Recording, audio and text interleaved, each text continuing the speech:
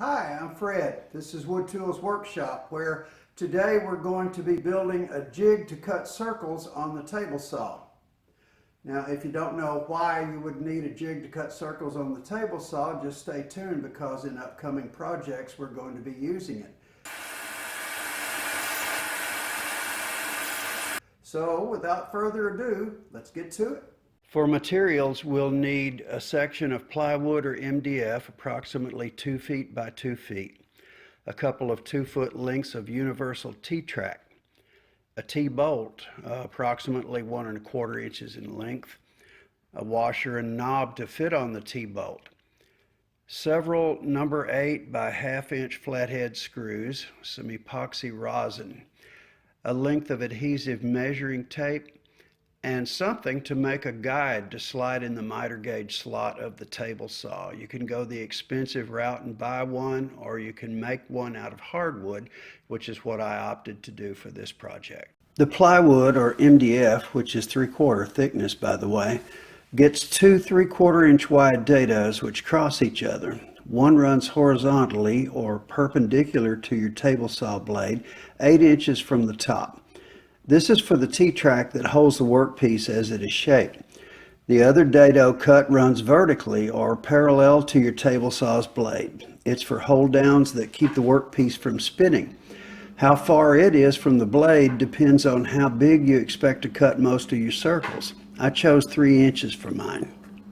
The depth of the dados is the height of the T-track, which I measured at 7/16 of an inch. I didn't measure width, and after I made the dados, I found out they weren't quite wide enough for the T-track, so I had to add a spacer and cut them again. The T-track should come with a countersunk hole about an inch or so in from the end. If not, drill one. Grind the threads off of one of the number 8 by 1/2 inch screws and epoxy it into this hole. The workpiece will sit and turn on this screw by a hole drilled in its center. The other 2-foot T-track needs to be cut so that it fits in its dado while allowing the first T-track to pass through it.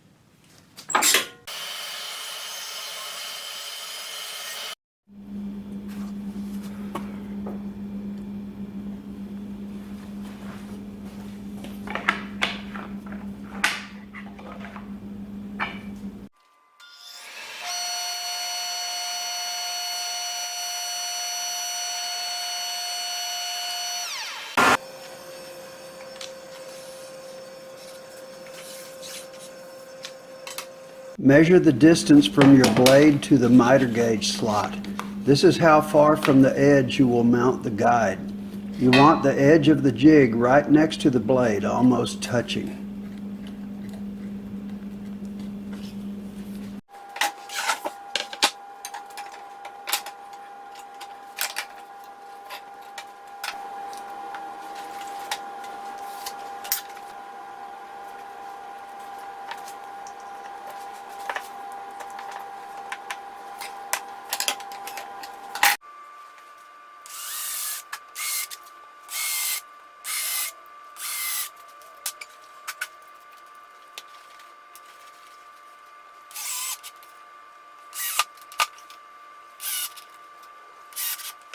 The MDF should be extended over the edge of the saw's table by a few inches.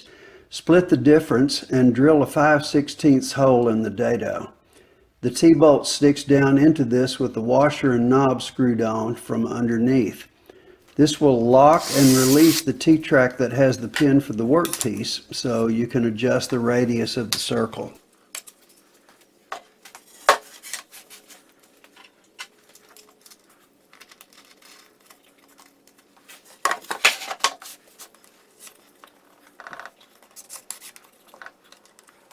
Finally, add the strip of adhesive measuring tape. This is optional, of course.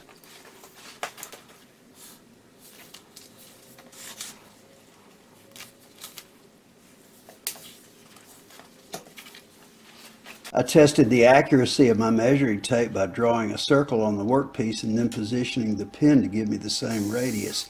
It turned out I was off by about 1/8 of an inch. I'll either make that mental adjustment every time or reposition the tape. I'm not sure I trust that adhesive to stick a second time.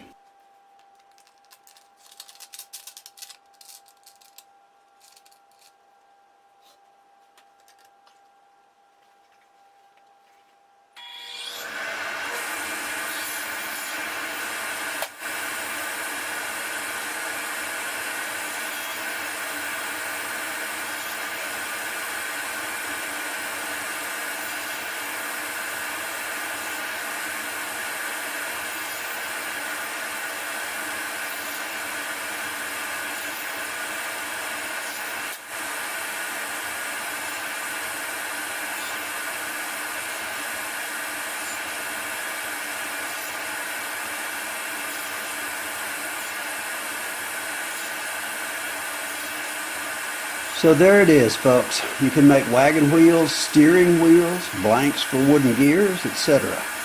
It would be great to say that I thought this up myself, but the fact is I got this idea from Shop Notes magazine, issue number 104. They also have a SketchUp 3D of it available for download. That link, along with links to all the items I used in this video, is in the description and can also be found on our website, woodtoolsworkshop.com. Y'all come check us out. See you soon.